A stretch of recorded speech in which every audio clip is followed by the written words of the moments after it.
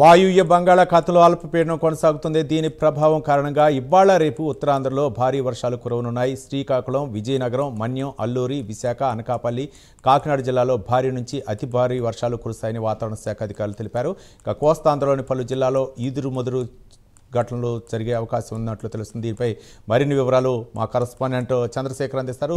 చంద్రశేఖర్, చెప్పండి, వాతావరణ శాఖ ఎలాంటి హెచ్చరికలు జారీ చేసింది?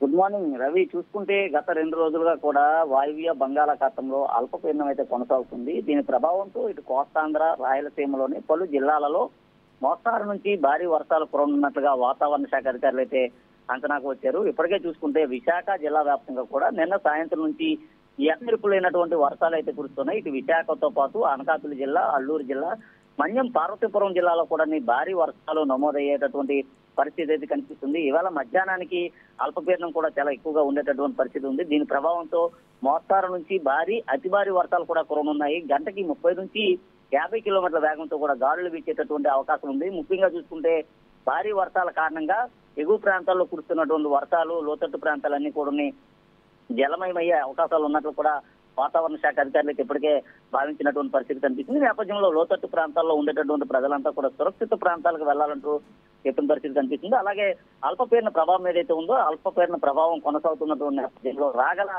24 గంటల్లో కూడా ఇది మరింతగా బలపడేటటువంటి అవకాశం అయితే కనిపిస్తుంది. ఈ నేపథ్యంలోనే తీర ప్రాంతం వెంబడి ఈదురుగాలులతో పాటు సముద్రంలో అలల తాకిడి కూడా ఎక్కువగా ఉండేటటువంటి అవకాశం ఉంది. మత్స్యకారులు ఎవరు వేటకు వెళ్లరాదంటూ కూడా చెప్తున్నారు. ముఖ్యంగా చూసుకుంటే భారీ వర్షాలు, భారీ గాలులు వీచే సమయంలో పెద్ద పెద్ద హోర్డింగ్స్ కానీ, చెట్ల కింద కానీ ప్రజలు ఎవరు కూడా నివసించరాదంటూ కూడా చెప్పిన పరిస్థితి కనిపిస్తుంది. ఇటు మరోవైపు చూసుకుంటే ఏదైతే లోతట్టు ప్రాంతాలు ఏవైతే ఉన్నాయో లోతట్టు ప్రాంతాలను ముందస్తుగానే గుర్తించాలంటూ ఆయా జిల్లా కలెక్టర్లకి ఆదేశాలు కూడా పూర్తిగా రాష్ట్ర ముఖ్యమంత్రి జారీ చేసిన పరిస్థితి కనిపిస్తుంది. ఏదైతే ముంపు ప్రాంతాలు ఏవైతే ఉంటాయో ముంపు ప్రాంతాలను ముందస్తుగానే గుర్తించాలి, అక్కడ ఉన్నటువంటి ప్రజలను ఎప్పటికప్పుడు అప్రమత్తం చేయాలంటూ కూడా చెప్పిన పరిస్థితి కనిపిస్తుంది. అయితే గత 3 రోజుల క్రితం కురిసినటువంటి వర్షాలు ఏవైతే ఉన్నాయో ఆ వర్షాల కారణంగా అక్కడ ఉన్నటువంటి కొండలన్నీ కూడా చాలా జారిపడినటువంటి పరిస్థితి ఉంది. మరీ ముఖ్యంగా చూసుకుంటే ఇటు అల్లూరు జిల్లాకు సంబంధించినటువంటి ఆ ప్రాంతాలు ఏవైతే ఉన్నాయో అరకు, పాడేరు, చింతపల్లి, లంబసింగి ప్రాంతాల్లో భారీ వర్షపాతం అయితే నమోదవుతుంది. మరికొన్ని ప్రాంతాల్లో ఉరుములు మెరుపులతో కూడినటువంటి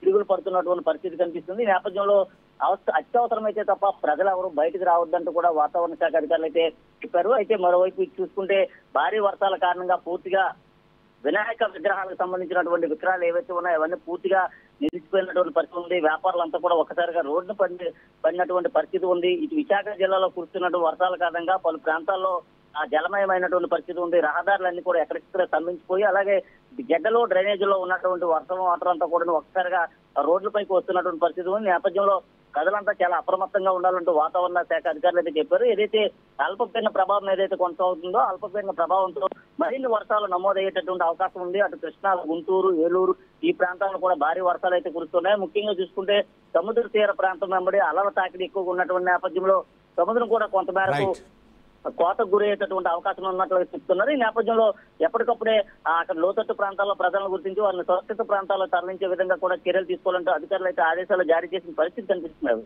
రైట్, థ్యాంక్ యూ చంద్రశేఖర్.